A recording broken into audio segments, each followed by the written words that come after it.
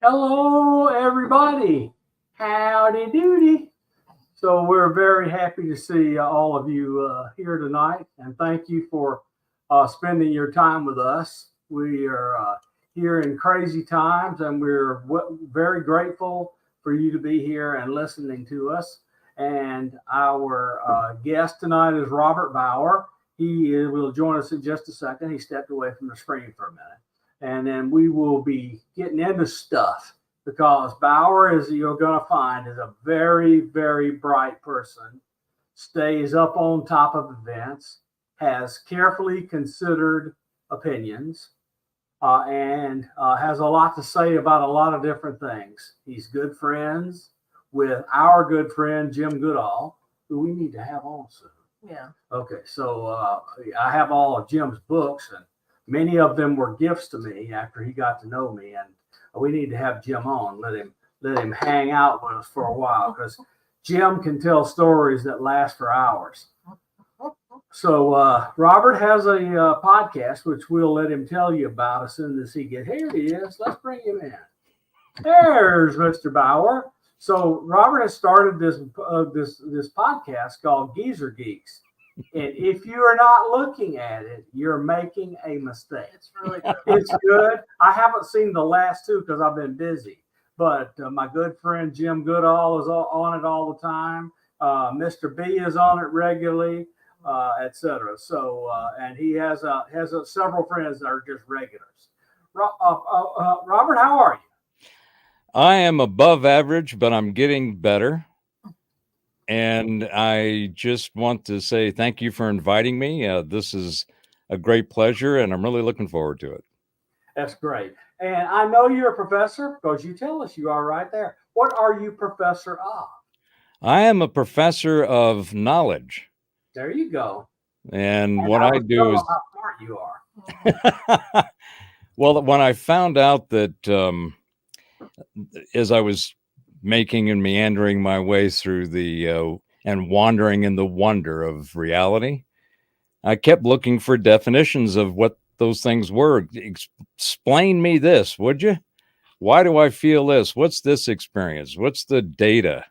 Yeah. And the more I looked, the more I realized that at least 50% of the stuff that I was looking at was questionable. And there was a great deal, close to 50%, that was missing from whatever the authority was telling me what reality was. Yeah. So I said, well, I got to do something about that. So when I get into a subject, I don't do a dive head first or feet first. I do a jackknife, and I go in there and I take that knife with me and I start carving stuff up and start looking at it. Because at the end of the day, I think you'll agree, being, having your science and scientific methodology process and systems, that's really, to me, the best way to do any kind of investigation. And what is learning? Learning is investigation. Learning is interrogation. Learning is going what's out there and trying to figure out, sort the wheat from the chaff, as they say in some theologies. So when I got in there and started wheeling that knife around and carving stuff up, trying to see what the hell's going on, I went, what's this?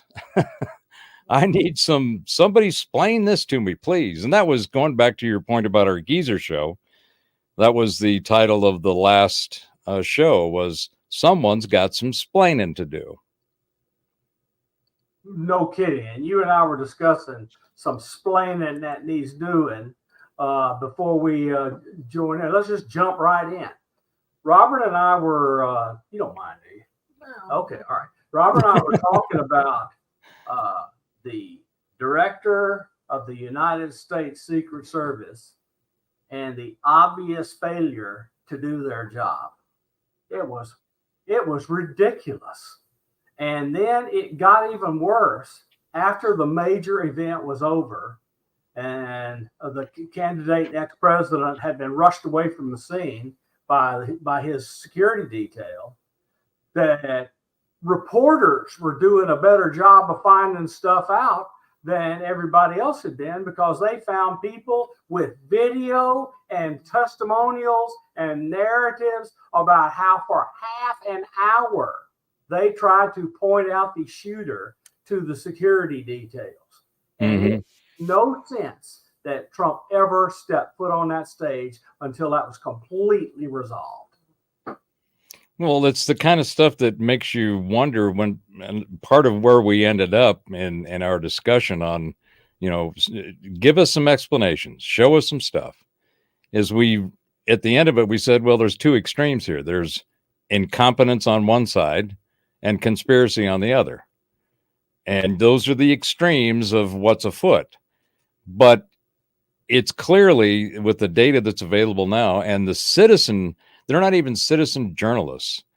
This was another point we made in the show. This, at this time in history, for an event of this magnitude, there has never been so many individual independent recording devices.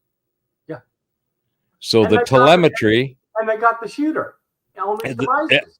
The telemetry, i.e. the audio, video, and the personal anecdotal accounts of witnesses, all seem to be pointing in a certain direction. The trend line of the data and where it seems to be leading is really starting to cross that line between incompetency and conspiracy. And it's really clearly a conspiratorial set of events and data.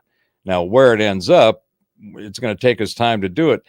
And unlike all of the supposed nonsense that happened around JFK's assassination that you and I were talking about earlier, all of that data was sequestered. It was snagged. There was more than 2 or 3 maybe of actual data, that elements that were able to be gotten and put together. That stuff we've now found out that it was kept by Time magazine for 7 years before they even released it. It wasn't even available to the Warren Commission.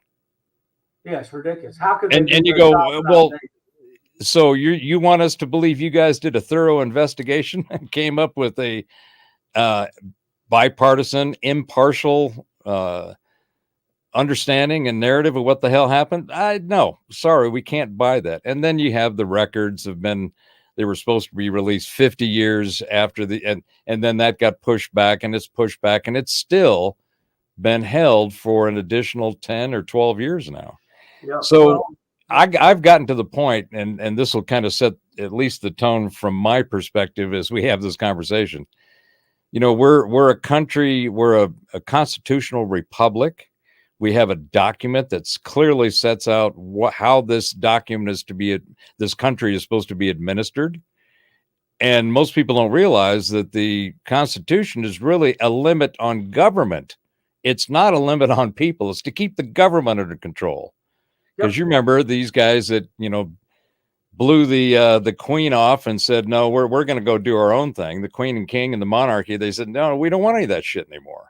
Yep. So America really became an experiment, and it's the most incredible experiment in human history that we know of, the civilizations that have existed. It's the only country founded not on a clan, not on a religion, not on a race, but on an idea. Right. And an idea is all people are created equal, and there's one law for everybody, from the highest to the lowest. Our walking dude friend here, Hey, Randall. But he has the same idea we do, both conspiracy and foolishness to some degree. I call him walking dude every time I see him. Were you going to say something, Lala? My son just said hi in the chat room, so I want to say hi. So. Nice. Well, the point I was rambling around Harvey's barn to get to was the fundamental construct of the way that the Constitution says that this country and its citizenry will behave, get along, and be prosperous and in the pursuit of happiness, life, liberty, and the pursuit of happiness, was this fundamental thing that in the judicial components of the Constitution, it says, hey, everybody's innocent until proven guilty. That is the assumption of the judicial and legal system. Beyond a reasonable doubt. It's even tougher. But the presumption is immediate innocence. The proof is on the people making the accusations, right? Yep. And illegal searches and seizures, all which all again, all of it totally personal denied. property, all of that, right? Yeah. They did a really good job in the article, the amendments and the articles, clarified a lot of this and really made it a solid document. But that presumption of innocence until proven guilty, I've gotten to the point to where that doesn't apply to the government anymore. Yeah. Mhm. To me, the Yep. government is guilty and must prove its innocence Yep. because they've done it to themselves. Yep. Well, the nonstop lying to the American people, and I don't care which party we're talking about, they both do it. And because both, let's go to an example you and I are both aware of, and Lala too. Both Republican and Democratic and independents who are in the political system that know about the cover up of unidentified flying objects, UAPs, USOs, etc., have lied to the American people For decades. for decades. It's clear they're lying. And then the Congress puts mandates that the chicken guard the hen house by putting a group inside of the Department of Defense to check on the Department of Defense and the Department of National Intelligence, and the National Director of National Intelligence has completely walked away from that entire endeavor, and the report that was mandated was not accepted by the Director of National Intelligence, even though she in her office are 50% of the approval. And it's that, and everything from what happened at Ruby Ridge to what has happened with UFOs, all that. You can't believe a word of what has been said. I completely concur. And Let's go back to JFK. Let's go back to JFK. Yeah. The Secret Service agent that was in charge of JFK's detail a year ago finally tells the story that he had told no one that he dropped the magic bullet in the casket. Mm-hmm.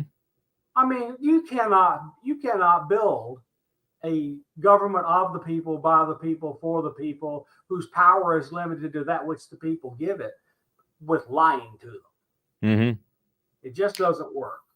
I completely concur. And before I forget that little nugget on UFO that you just dropped, because you'll know that when a button of mine gets pushed, I kind of chase it down a hole somewhere and I have to find my way back. So the UFO thing, I've been following that. I watched Armstrong and the moon landing. I remember sitting there. I actually recorded it. And this is when I think about my musical career and recording, where did that start? And when I finally remembered, I was 12 years old. I'm sitting there and I've got this little plastic recording device. You remember the little small 1/4-inch tape? Oh yeah. So it had the 2.5-inch reels. Yeah. I don't know where I got it, but I was sitting there in front of that black and white TV and I was recording the audio. My brother, my dad, and I were sitting there and we were watching it, and I went, okay, this is like the shit. Now in '66, when Star Trek came out, I saw that and I went, I was already hooked and Lost in Space and Jetsons and all of that, where I was going, hey, there's something I really would like to see in the future. And then when Star Trek came out, I became a Trekkie, been one ever since. And then I saw the moon landing. I'm going, I need to get my butt up there in one of those things because I want to fly around out in space. Yeah. But what we've got right now, and this is the nugget I wanted to circle back to. I look at all the ufology. I've been following all these guys for at least a decade or two or more. And even particularly when you get into the esoteric and the mystic arts and the mystery schools, there's a whole bunch of UFO stuff going on in there that people rarely talk about. But I'm looking at the landscape now, and to me, it's really become ufology. Oh yeah. And they really have, they've done it to themselves. It's a bunch of infighting and everybody's regurgitating the same data and the same videos and stories and all of this. And it's like, okay, yeah, we had the General Wilson memo came out a few years ago, which was, okay, that looks pretty interesting.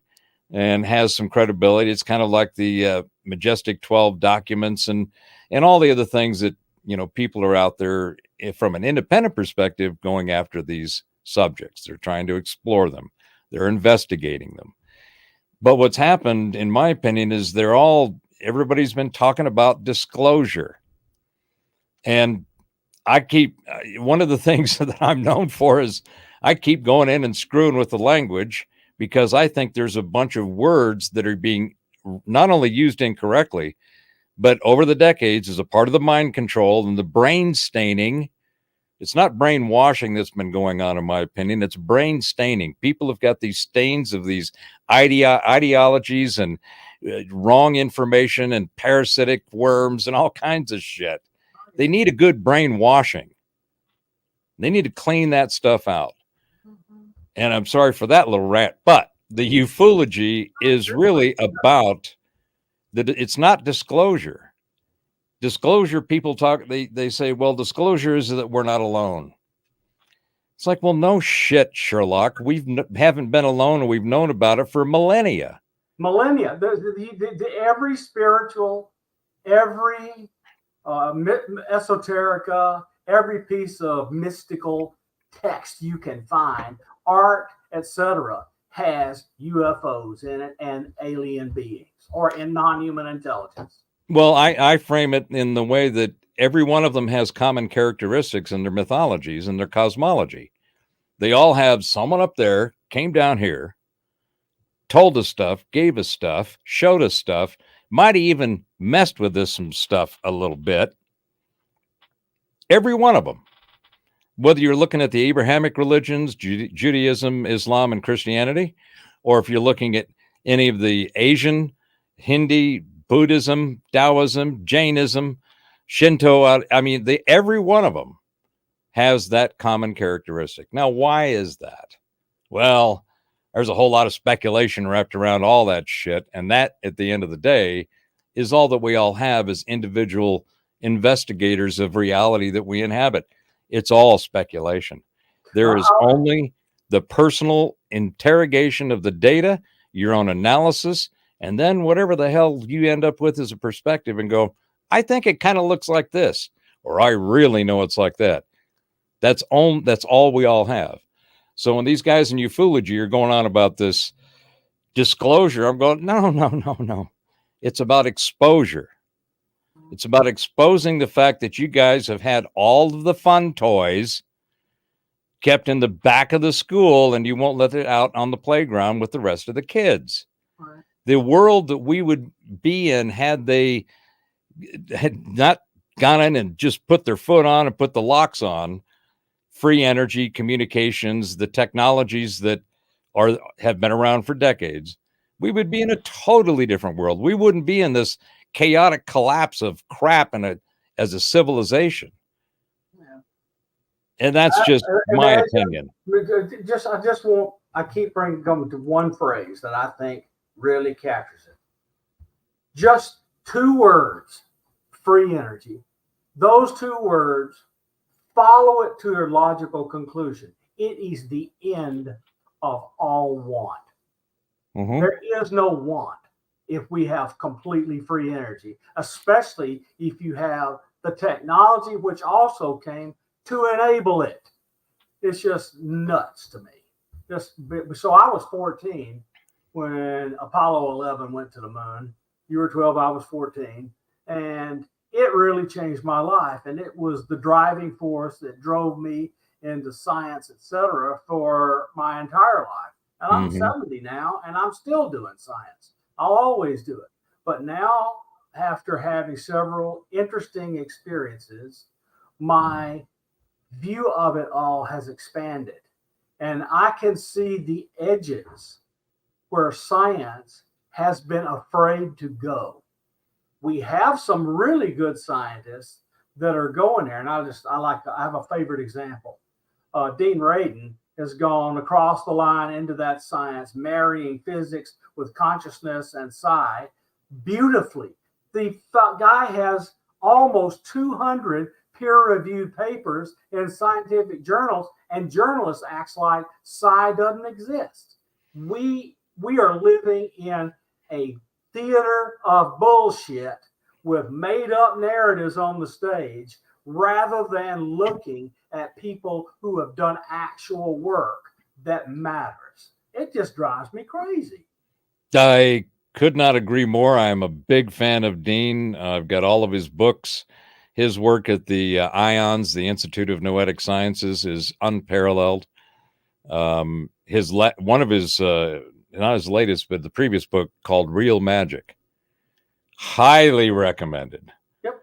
Because, you know, like Asimov said, you know, magic is to us is just some technology we don't understand yet. So the first time she and I met in person, after we had been talking, you know, and doing experiments and other stuff for a few months, she showed me that she could manipulate a pendulum with thought.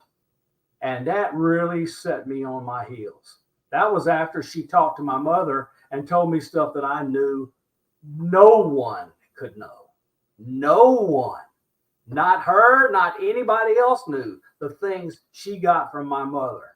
So it really is a changing experience where your thoughts go. So now I've opened my aperture and I'm seeing there's a lot of good work going towards the marriage of consciousness and information with physics. And so I've written down, I'm about to release it, the gist of a thermodynamic relationship between consciousness and physics. Others have gone there, and I've gotten a little bit further, and hopefully mine a little bit further. Somebody else can take it and run with it. But I think we are less than a decade from writing down the relationship that shows how consciousness manipulates the quantum fields. Whoa, beyond just observation. You just hit one of my ginormous buttons here. That was the golden buzzer, my friend. Let's go. So I have an ontological model, and I've been working on it for about 5 years now, and it's called Informatica. Okay. And the subtext and subtitle is The Metrics in the Matrix. So what it started with one of those midnight dumps that shows up and you go, what? You wake up and the information's flowing. And I couldn't stop thinking. I laid in bed and just kept writing everything that I could to make notes of, because it was just a flood. And then I started doing some of my first podcast shows in 2019 and talking about informatica. And a friend of mine, we did a 6-part series on how I was explaining reality. And consciousness, the entire model is very simple. Everything is from consciousness. Everything is consciousness. You can't have reality without consciousness. We wouldn't be having this conversation if we weren't having a shared consciousness stream that we are able to interact with, right? So it starts with consciousness, and you go, well, let me use a scientific method. Let me observe the data that's available. What are the characteristics? What's the nature? What's the habits? What's the attributes of this thing we call consciousness? And I looked at it and I said, well, it seems to be always on, seems to be always in motion, and it seems to be constantly in this creation mode, seeking novelty. Yep. That's just the way it happens. The how and the why and the who, there's a whole bunch of speculative stuff written over the millennia about different interpretations and speculation of what that actually is. But nonetheless, that's how it works. Now, the way it expresses itself is this thing we call energy. Yes, absolutely. Energy is expressed through an infinite field of frequencies. Yep. So if everything, and the quantum folks have finally come around to what Dirac and Maxwell and Tesla and Heaviside, Whitehead, Russell, I mean, there's a long list, particularly in the last couple of 100 years, of inventors, innovators, and thinkers that have said the same thing. And it's about this thing that we call the ether, right? Well, the ether is the invisible stuff that as far as quantum physics is concerned, if it can't be observed, it has to be mathematically modeled, right? Yep. So you go, well, your mathematical model doesn't tell me shit. Because first of all, nobody can read it or understand it. And second, all of those symbols are just symbols for words. It's like shorthand for the language. So let's go back to just observing the energy. Well, there's flows that we see in all kinds of ways. Everything from our personal energy that we feel to the energy fields that extend beyond our core energy systems, which is coming from the consciousness that it manifests through energy that we are a representative of. We are I used to say, we're a dangling Chad of consciousness. And that was, for people who, may have remembered the 2000 election and all that. And also a tip to my geezer tech background, because I in my early days, I was a UNIVAC 1701 key punch machine service technician. So I went and fixed all those little dangling Chads and machines that punched the holes. So I looked at it and I said, well, it's consciousness that is expressed through energy, and energy is a bunch of frequencies. That explains everything to me. Yep. I can put paranormal in there. I can put UFOs in there. I can put our cosmic cousins in there. I can put psychic abilities and attributes in there. I can put whatever I want into this infinite field of frequencies. And then it's just a matter of exploring them and seeing how they work. I don't need, some quantum theorem to tell me what the reality in the universe that I inhabit is like. I'm experiencing it myself. Yep. And there's no better teacher than your own experience, because, hey, that's really all we have is our own experience. Yep. But that goes back to the point I was making about consciousness, or I was trying to make. Consciousness is the hard problem in all domains. Yep. Because as soon as the observer effect is introduced, everything takes a left or right turn, and they don't know. So that alone tells me that I call it the gritology, or billiard ball science. They're all looking at things bouncing off each other, and doing all this crazy crap in CERN, looking for the smallest thing. They think when they get down to the quanta, which is what quantum is, it's like the smallest thing, right? They think they're going to find the answers. No, it's just going to allow you to keep going down that rabbit hole as your technology enables you to finally find it. But you're not looking at the right thing. If everything is frequencies, that means it's waving. That means it's got vibration. Tesla. You want to understand the universe? Think of frequency, energy, and vibration. Yeah, a lot of people don't know that Feynman made the first functionally correct quantum field theory, and he did it and enable people to work with it by writing down these funny little diagrams. Everybody's seen the two rays coming in and two particles and rays coming out. But what that is one term in his sum of all possible paths. But what are the sum of all possible paths?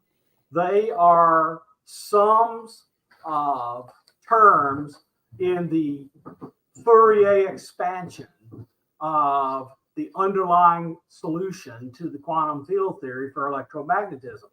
But what are each of these terms? What am I talking about? Each of them is a little quantum harmonic oscillator. What does an oscillator have? It has a frequency and an amplitude and a phase. And so back then, we knew that the most fundamental theory we had about how a thing worked was frequencies, amplitudes, vibrations, and so forth. And in consciousness, information is the basis. And what are the quantum? A bit of information is the quantum in whatever the equation is for the manipulation of the physical field by the consciousness field. And what do we know about these bits of information? Well, Stephen Hawking and Maxwell told us about the relationship between the bits of information and the thermodynamics through the concepts of entropy. And the entropy in thermodynamics and the entropy in information, they sound a little different, but they're related through the exchange of energy. You have energy to create a bit, and you have the energy to destroy a bit. And through that, you can write down how the thermodynamics works between consciousness and the rest of physics. And there are some missing pieces, but I think we're going to get, and can I tell you what I really think is going to happen? I tell you, people are scared to death of. I'm not scared to death of enabling a computer to outperform people in science, because I think those are the devices that are going to figure out that relationship. We might before they do, but I am certain they will. God, you're just hitting all the hits, Bob. I'm the whole AI thing. Let's go there. So let's see. Let's start with. So I've been in tech for over 50 years. I've been doing the corporate thing, building software for communications, and traveled all over the planet in the 90s when it was a great time to be on the move with the business. And I got to go. I built a name for myself because I was always telling people where the future was going to be for this stuff. So at the conferences, I was the keynote for the vision of, where this stuff is going, where's technology. So there's a little bit of hubris that's in my position, because I like looking at things and trying to reframe them from a perspective that makes more sense to me. It's like I said earlier, it's not disclosure, it should be exposure. They're using the wrong word. It's like brainwashing. Brainwashing is what needs to happen. What's happened is brain staining, and it's a much clearer and descriptive term for what is actually happened.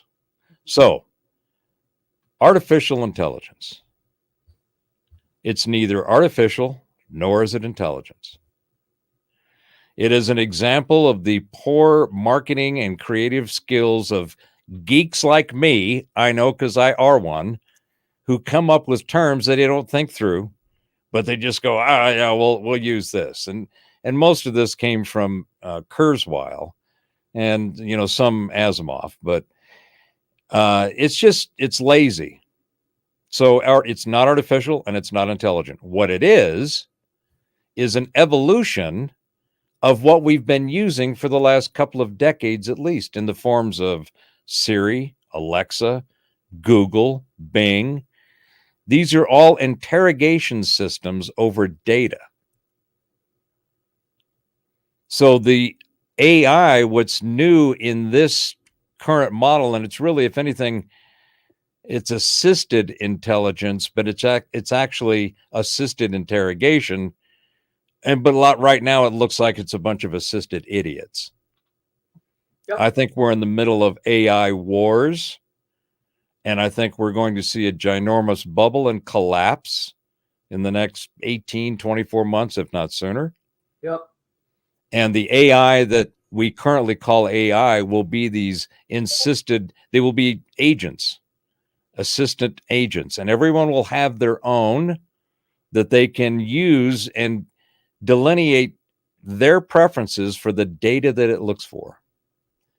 Because none of these systems, they're all based on language and pattern recognition. That's how they work.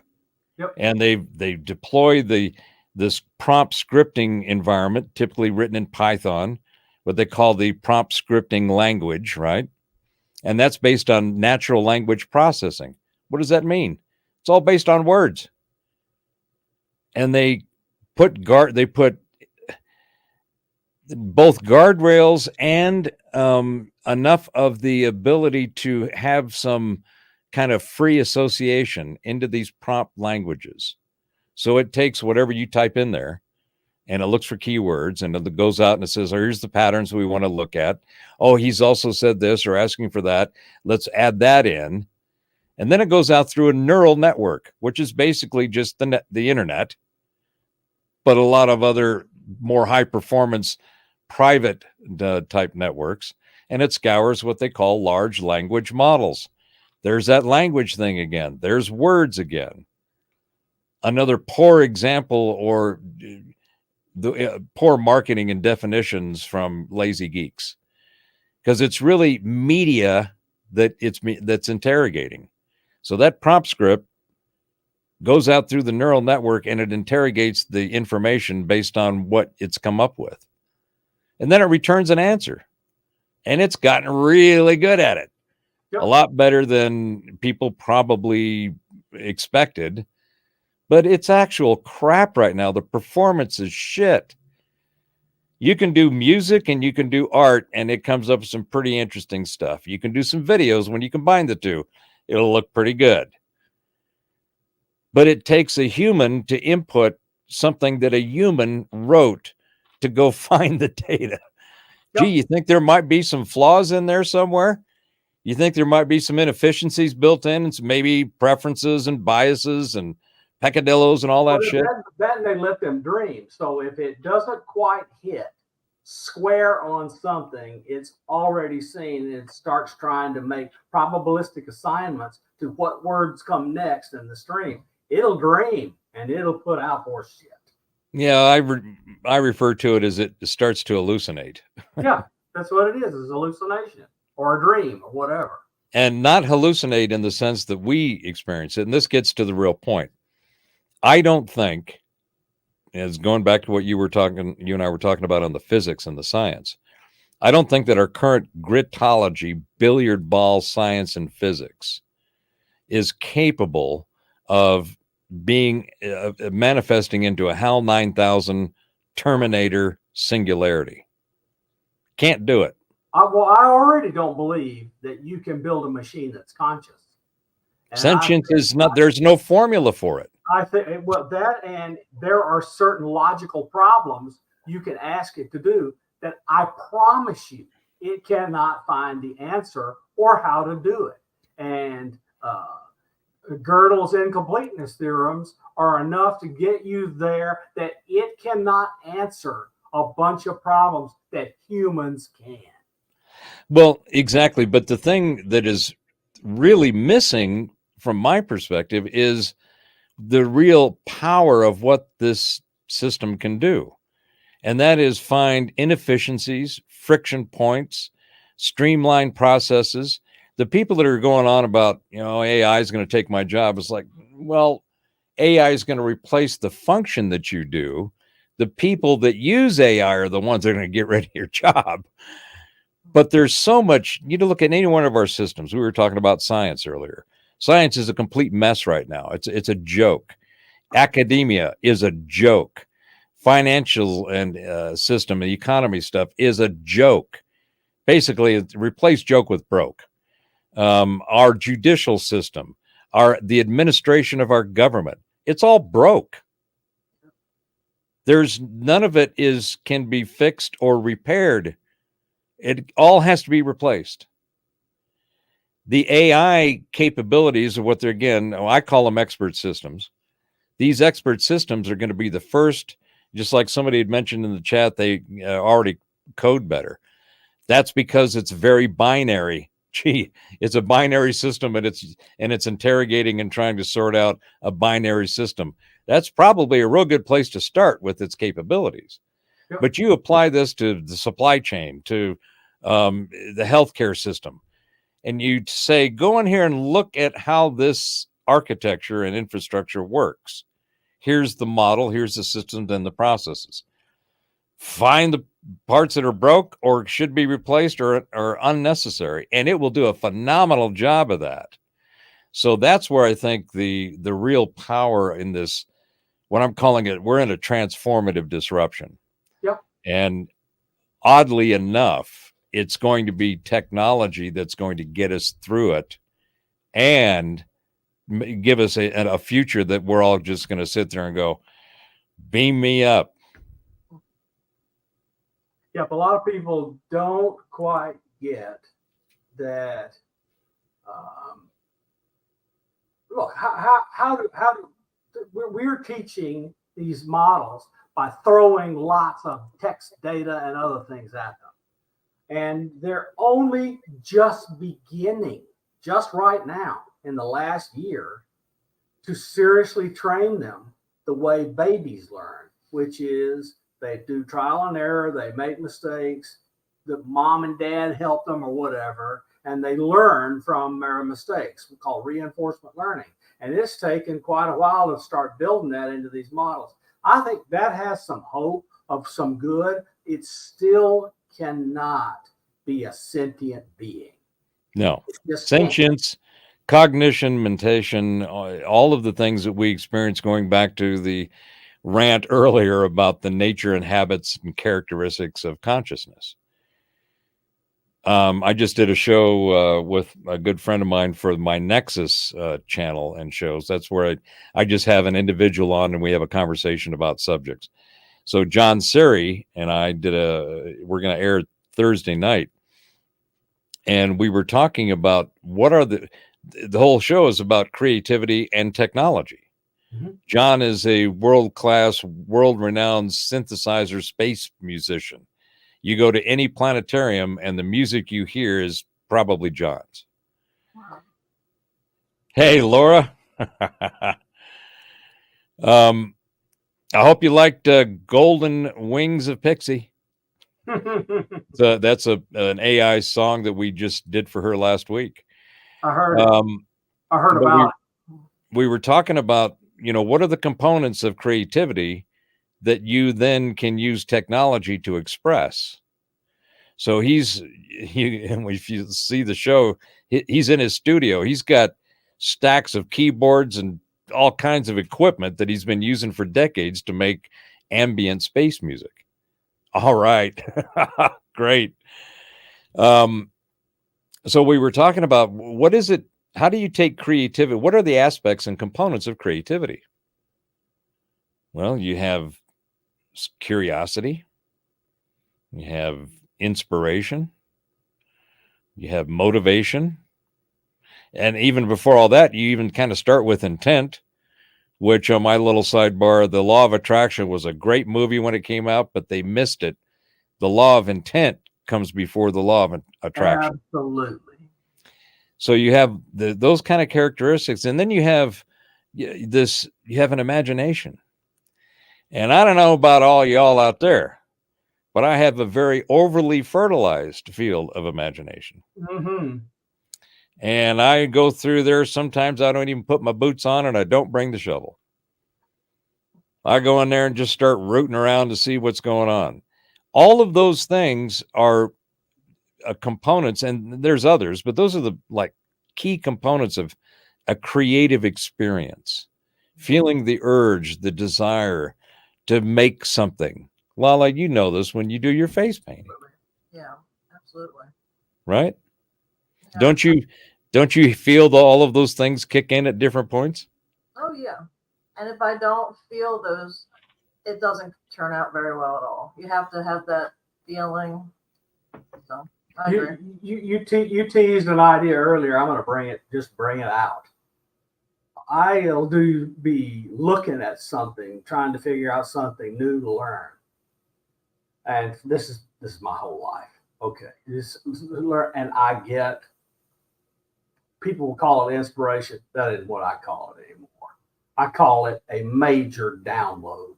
And the reason it is because there's information contained into the stuff that's poured into my head that I have no idea where it came from. Mm.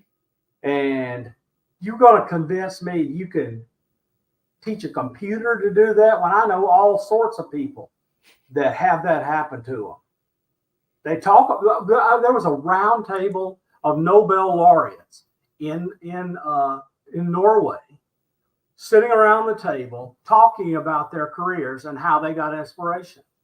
There were 24 of them. 20 of them talked about getting the download. 20 of them. And this comes from the universe or whatever. It's not something that's going to be easily manufactured with pieces of silicon. Well, the silica isn't organic. The only place that we see anything that we attribute a state of life to, which then to me means that it has some level, and not maybe level's not the right word, some degree of consciousness.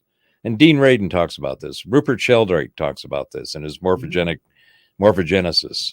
and the morphic fields. And I think he's spot on. I think he and Radin are just, and then Bernardo Kastrup is just dropping it hard Donald for Hoffman. yeah. I mean, these guys they are opening doors of ideas. Like you said, curiosity or the information that you're getting. People, it can happen as a download, a bolt from the blue, whatever delineation you want to put on it. But once that happens in your field of awareness, then all kinds of other shit takes over. And you go, wait a minute, what was that? Your curiosity gets piqued. That seemed like it had some good vibration. Now your desire and your motivation to go have more of that resonance kicks in. So it's all frequencies to me, going back to what we were saying earlier. John, in the discussion we have tomorrow night or Thursday night, he says, look, I walk into the room and I've got all these electronics. And he says, I can feel them feeling me. And they're just ones and zeros. And I said, yeah, but they're all powered by electricity. Isn't that a frequency? He goes, yeah, that's what I'm feeling. It's not that they're sentient. It's that those frequency fields are there and made available for him to interact with, for him to engage with, for him to collaborate with. They've got all the capabilities and things that they have because of the way that are designed to manage frequencies. But John's the one bringing the inspiration, bringing the idea, the curiosity. And what he was saying, sometimes I think I'm going down this path and I hit one knob and the whole thing takes me this way. And he says, that's it guiding me with its capability and making that capability open for him to interact with. Yep. It's pretty amazing. So all these things, there's no formulas for them. No.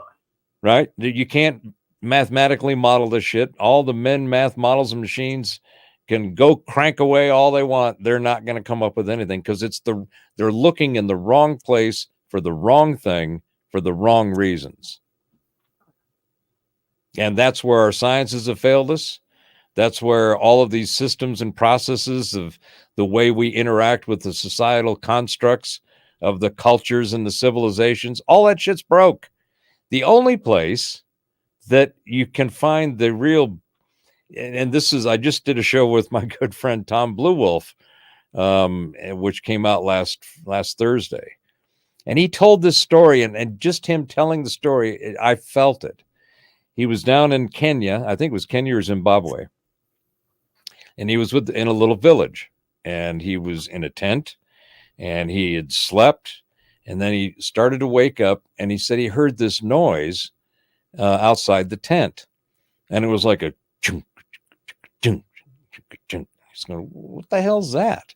Because they're out in the middle of nowhere. There's no Kroger's or Wendy's or none of that. They're out 500 miles away from anything like that. And he's sitting there, and he's listening, and he goes, well, what's that? And then he heard this other noise. And he's, what the hell is that?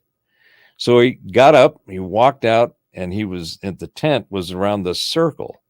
And there were people from the little village that were all out there. And there was one guy with this giant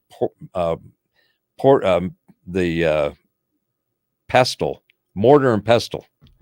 And the guy was grinding this corn. And that was the first sound that he heard. And then he looked over, and here was this woman that was washing something in this big bowl. And it was going. And then he realized, he listened, and there was like 5 or 6 people that were around just doing the village work. And they were all doing what they were doing in rhythm. There was a natural frequency and rhythm that they were each doing individually, but collectively, what's called in music contrapuntal, individual yet all together.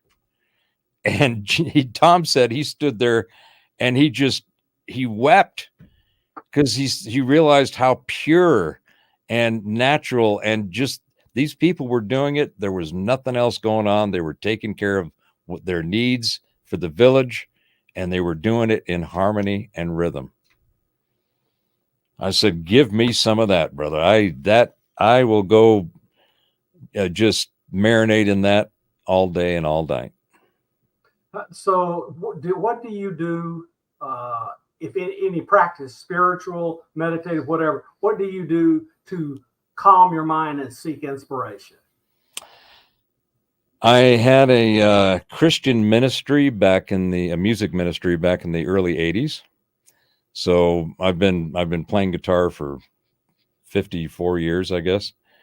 And so music's always been a part of my life. My grandfather played with Bob Wills and the Texas Playboys back in the 40s and 50s. And everybody sang. So music's always been with me, and I've always had this vibratory thing going on. So as I went through my searching for a definition to explain the spiritual, what I was being told was spiritual experience, I went through Christianity, I went through Buddhism, I went through all these different belief systems, looking for something that explained my experience, or at least gave me some kind of container to kind of work with it in. So in the mid 90s, I started taking Tai Chi, and I eventually became a Tai Chi instructor. And that led me into Taoism. So as a general philosophy of reality, I am a Taoist. So that training, I also became a shiatsu practitioner in the early 80s. So I learned traditional Chinese medicine, effleurage, and shiatsu is acupressure. We don't use needles. Needles and me are not friends, but they use the same meridians and points of, traditional Chinese acupuncture. So I'd learned about these Eastern ways of which looking at the world. I realized the allopathic approach in medicine was seriously lacking. They didn't understand nutrition, biology. They gave us a food pyramid. We finally have debunked that damn thing, which has probably contributed to more of the ailments that we have now, aside from the crappy food and the processing and all the shit that they've put into food. But that's a separate subject. So as I went through the Eastern modalities and different meditation techniques, I eventually developed my own. So I have a series of meditations on both my personal channel, robertbauer.com, but I also have a YouTube channel called Mind Treks. And so Mind Treks is basically thought streams. So I took the same approach that I was talking earlier about my philosophy of reality being informatica, the metrics and the matrix. And I looked at what is meditation? What's the fundamental, without any particular delineation or push towards any ideology, theology, philosophy, or any of that? How does it work? So I created a series. It's breath. You start with breath streams. Then you do body streams, and then you end up in the mind. Everybody tries to start with the mind, but that's where all the shit is. Right. That's why it's easier to start with breath. As soon as you start breathing, then the mind and the body start to change. And then you can work on the body once the breath has harmonized the frequencies and the vibrations and the oxygen. Your stream, everything gets oxygenated.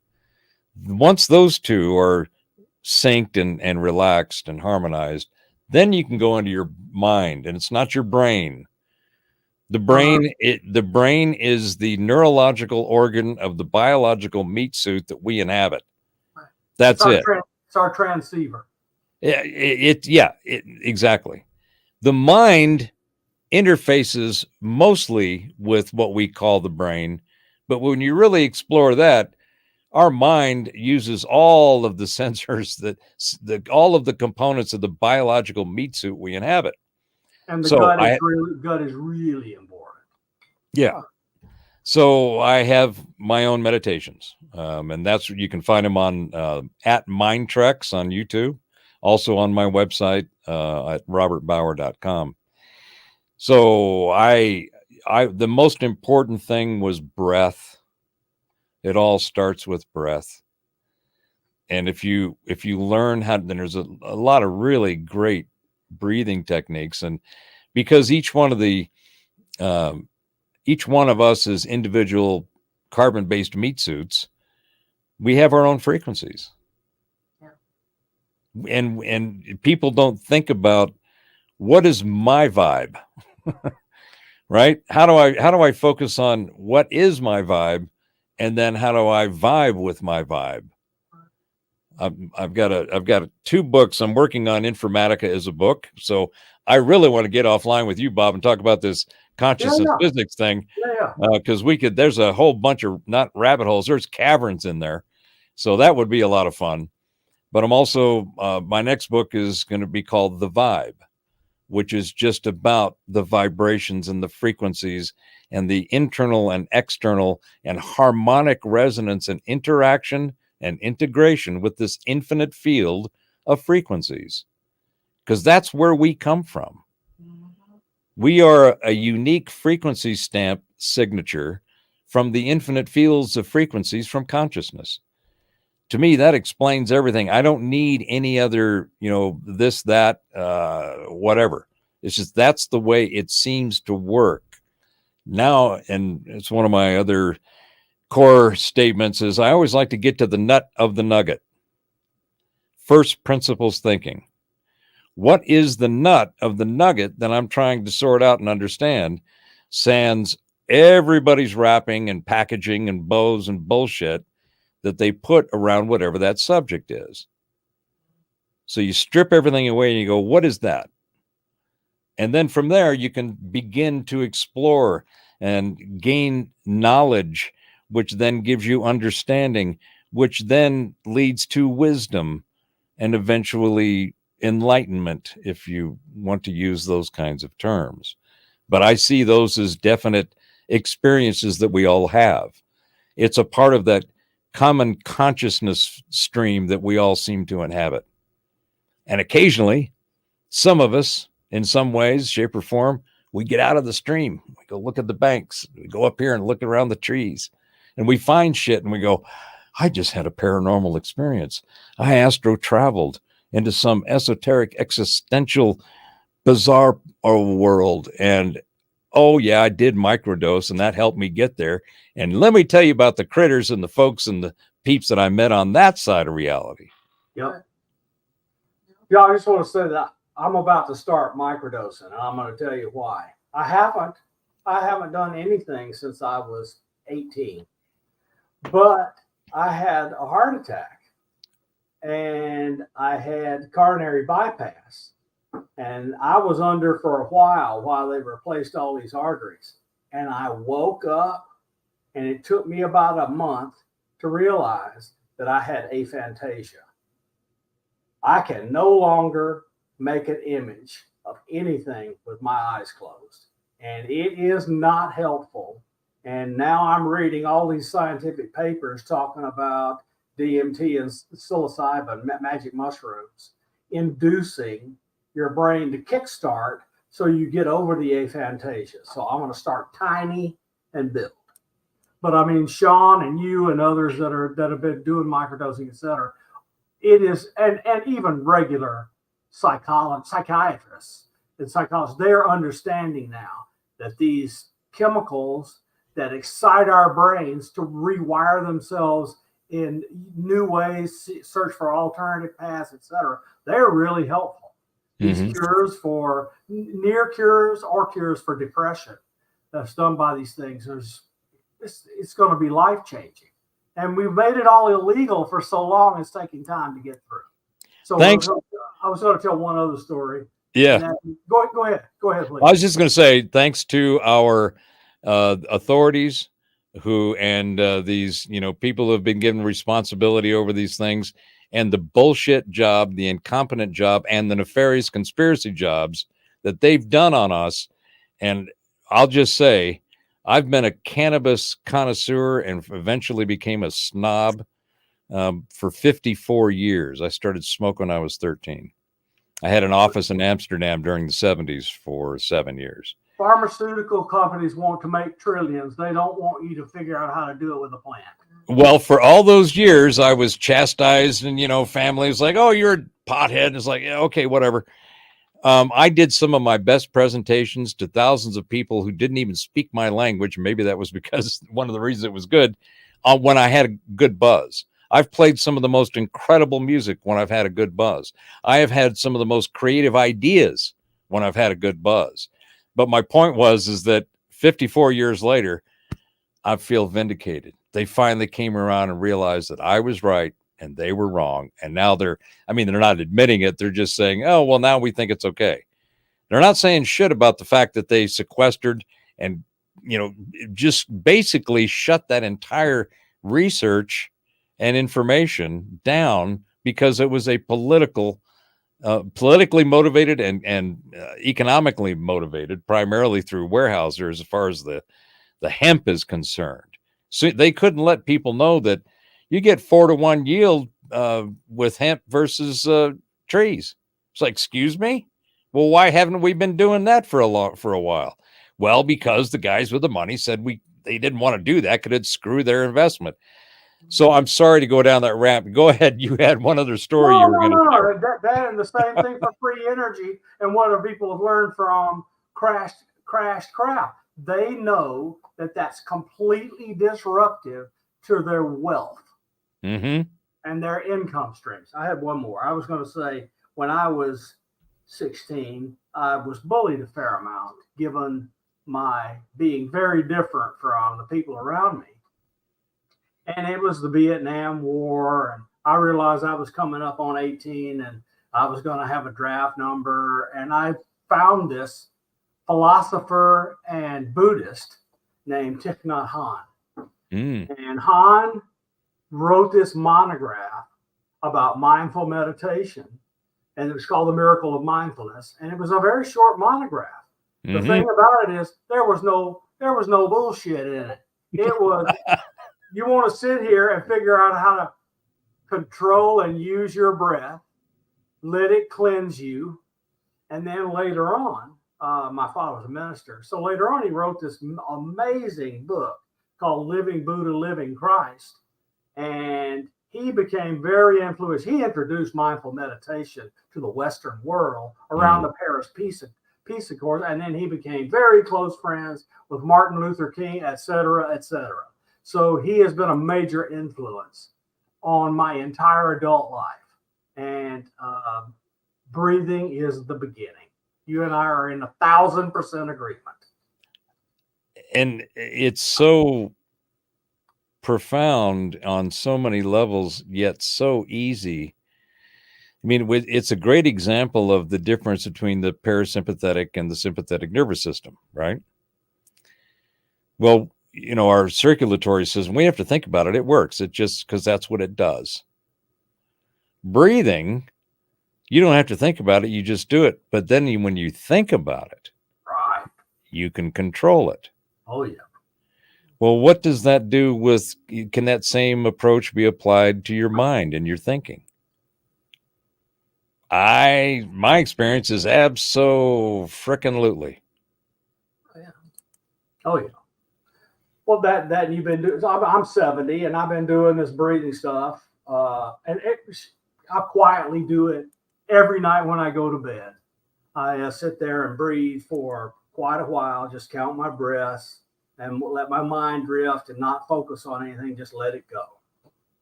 And she could tell you, I can go to sleep in a heartbeat. I'm one of those people that I can sleep anywhere, especially if somebody's talking to me.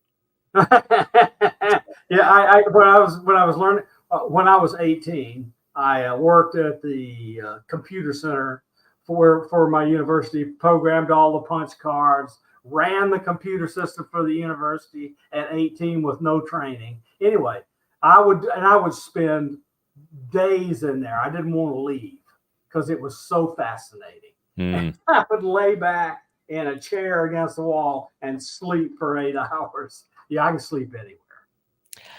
Well, going back to your the idea of microdosing and psilocybins and mescaline, DMT, DMDA, all of those, ayahuasca, right?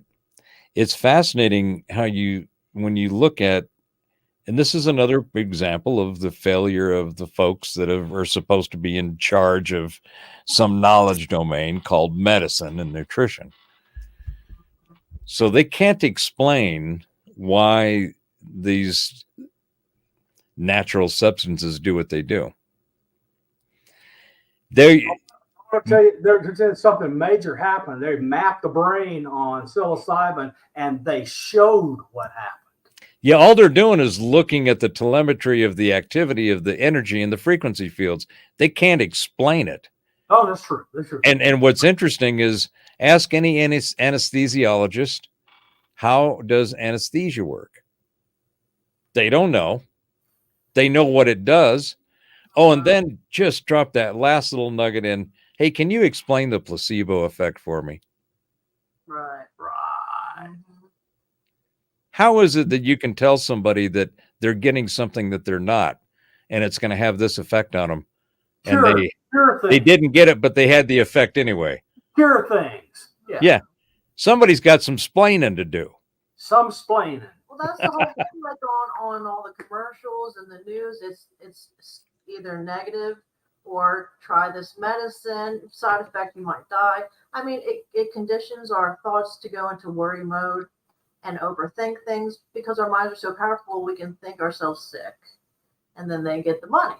It's disgusting. It really is. But I agree with everything you're saying. I accidentally tried acid a couple times anyway, and it was amazing. I think we're conditioned to think a certain way, and that creates roadblocks. And when I did it, those roadblocks were away, and I swear everything had a breath.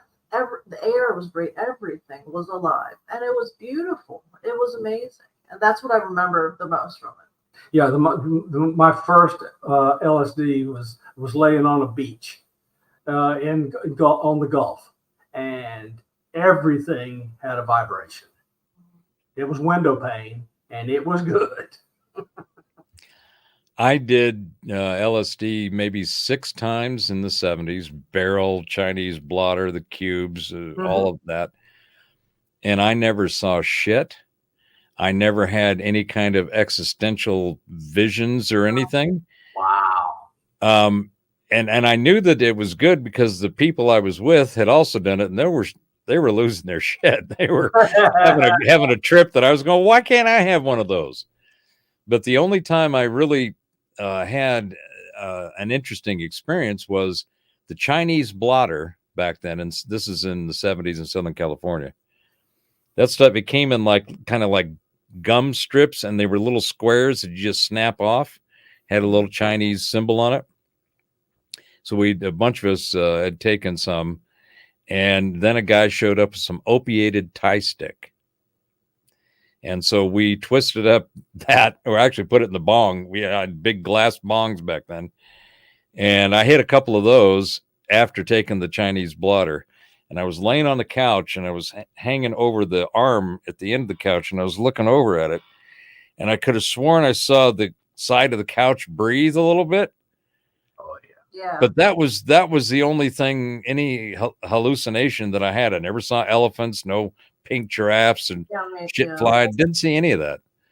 So I stuck with weed, and then I found out that the sativa strain is just, I mean, you could remember the black beauties and the whites and the bennies back in the day for speed. I hit some good sativa. My favorite is my go-to is Blue Dream. And next thing you know, the house is clean, the laundry's done, the dishes are done. And I'm standing there going, well, I might as well take a shower. And it's an hour later. I'm thinking, well, how in the shit did I get all that done? So and people don't realize that, our body makes THC. It's a natural component of our system. It's from our adrenal and our hormonal systems. We create DMT. Yeah, in our pineal gland. Right.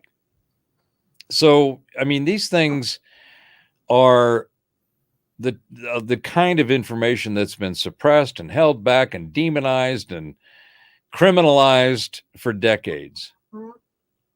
They're finally being exposed for telling us lies, holding back the truth that has put a lot of, unfortunately, too many people into very deleterious health conditions.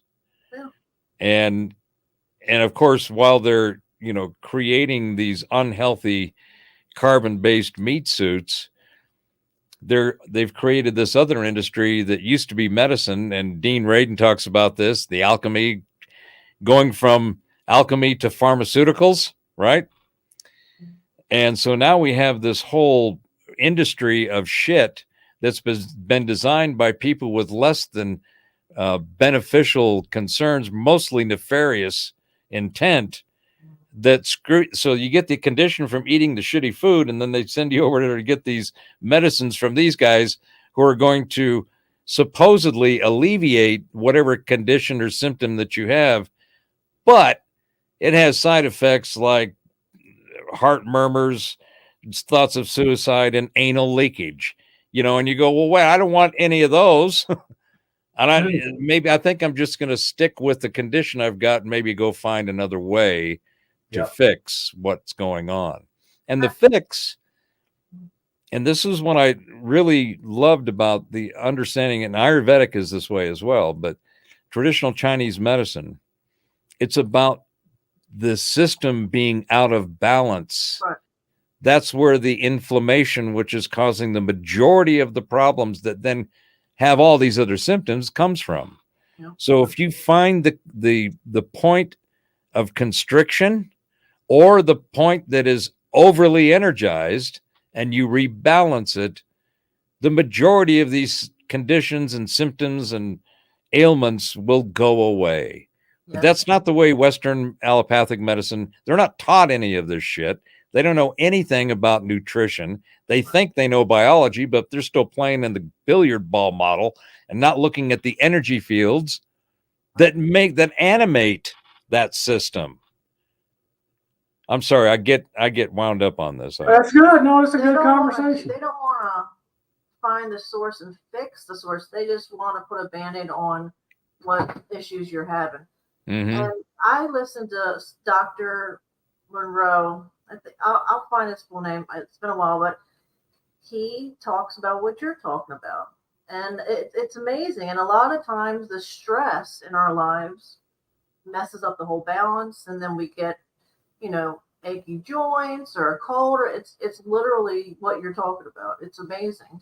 But he does a fruit diet he was talking about also. But for detox. So.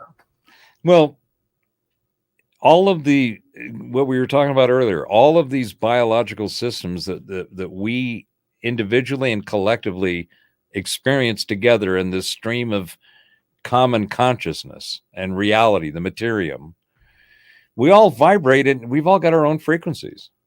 Our individual and collective systems, energy systems within our biology, they have their own energies. They contribute to the frequency stamp that makes who we are.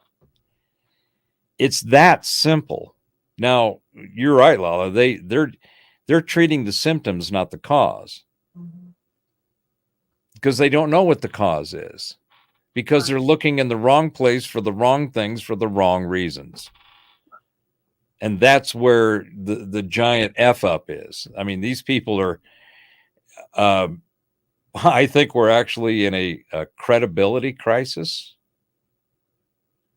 Because there's anybody with a TLA tattooed on the ass end of their name or some stamped piece of paper in a frame on the wall, they're the first suspects I'm looking at. I don't believe them anymore. They've blown their credibility by an absolutely inept, incompetent track record of trash. Yeah. So we're all sitting around, trying to avoid these dumpster fires and, trains that are, gone off the rails because they caused that. They caused it by their inept, incompetent, ignorant, and arrogant belief that they know what's right. They know the reality. Completely blindsided by the desire for lots of cash flow. And so many people Right. die. So many people die, and they don't need to. It's disgusting. They just don't. They don't care. They just want the money. In my opinion, they want the money. That's all. Well, I love all these people that have been waxing on about you're a science denier, follow the science. And it's like, whoa, back up, Junior. Okay. You want to get into scientific methodology and all of that stuff, let's go have a conversation. But if you're going to tell me that I'm denying science, I'm telling you that the science that you have is denying the reality that you're supposed to know about. So let's go have a conversation about that. And every time I do go follow the science, I find the money. Yep. Mm-hmm. It's just like this climate change bullshit. Mm-hmm. Okay. This whole thing, when it actually started, and this is Bob, you and I can relate to this. One of the nice things about being our age is we can look back at all of the catastrophes and all of the shit that we were, oil, we're run out of oil, ozone layer is going to kill us. We're going to have an ice age. We got, all this stuff, right? Never happened. Nope. And Right. there is no climatologist that has a model that works. They're wrong all the time. The temperatures are a little warm right now, but their model sucks. And you know who taught me that? I went into the office and to church with a guy who I said, okay, I got to listen to this guy. And he was telling me why all these climate models were bad and crap. It was Freeman Dyson. And what can I tell you? He was a valuable person to have as an acquaintance if you wanted to talk over anything. I would have loved to have sat down with him and smoked a bowl and talked about his Dyson spheres. They're finding candidates with the James Webb Space Telescope. Well, and there's another example of their own technology screwing up what they thought was reality. They're using an infrared frequency, and they've already pushed the Big Bang model 3 times. It's like 40 billion now. Used to be around 13 billion. They're seeing stuff they can't explain because all of their calculations are wrong. So I love going in and poking around on these physicists and going, hey, how's that Big Bang theory working out? Well, they've got one collection of data that you're going to have to work really hard to get beyond there being something like a Big Bang, and that is the 3-degree Kelvin microwave background. Dirac. It's hard to do it any other way. And that's what Dirac's 0-point energy is based on, right? Every time he went down there, he still found residual energy, and they went, apparently there's energy regardless of whether it's butt ass cold or Satan hot. You cannot make it to absolute zero. There's a minimal amount of energy in there. And the reason is these particles are energy because their M comes from E over C squared and their interaction with another energy field called the Higgs field. So it's just, look, well, Bob, I've been questioning that E equals MC squared for a long time. There's a lot of scholarly debates and learned discussions going on about how relevant is that? Is it actually correct? Even to the point of it was actually kind of come up with about 60 years before Einstein did. Some other thinkers and people that were writing stuff down along these lines. But I came to the realization that E equals MC squared actually means, going back to my linguistic bent, energy equals milk and 2 coffees. Well, it's okay. So you can run practically any kind of subparticle or particle experiment you want and see energy released or added, absorbed, and the mass changes in an exact match to E equals MC squared. It's how we built the atomic bomb. Hey, look, it's 10:21. We've kept you 21 minutes over. We've had I'm sorry. No. Don't be sorry. We had a great time, but I don't want to keep you too long. But we want to set up your informatics conversation. Yes, informatic. We'll do it offline, and I got to write some stuff down to send to you, and then away we go. Yeah. Go. It probably has nothing to do, but whatever. Last night. It's your show too. Okay. You know how we have the blue lights for our phones, the screens, and they're even trying to sell it to you when you and there's blue light for glasses, all kinds of shit. Well, that's not good for you. It's actually red light that's healing. That's, you know what I mean? It's just fucked up. But it's not just the doctors. It's everybody. It's crazy how connected it is. So everybody does not know the consequences of what they're shoving into our pockets and you're taking money out of our bank accounts for. They don't care so long as they get the money. Yeah. I mean, that's it. The whole thing is follow the money and you'll find the fools. Okay, so tell everybody once again where you are, how to find you, what your shows are, when they're on, that kind of stuff. So the easiest way to find everything is at robertbauer.com. I've got my voiceover, my technology, meditations, podcasts, all that music that I've made. It's all there. I'll put it in the show notes as that URL, and they can go look at it. Yes, absolutely. Yeah. Right. And then on YouTube, Professor Bauer, Nexus, and the Geezer Geeks. And Geezer Geeks is the new regular show we do Saturday nights, where we just ask questions. The last 4 or 5 shows have been titled, "Wait, what?" I don't know about that. I think another one was really, and another one was, the last one was, someone's got some splaining to do. Well, do me a favor, please. That is in your next Geezer Geeks. Give Simmy Van some shit for me.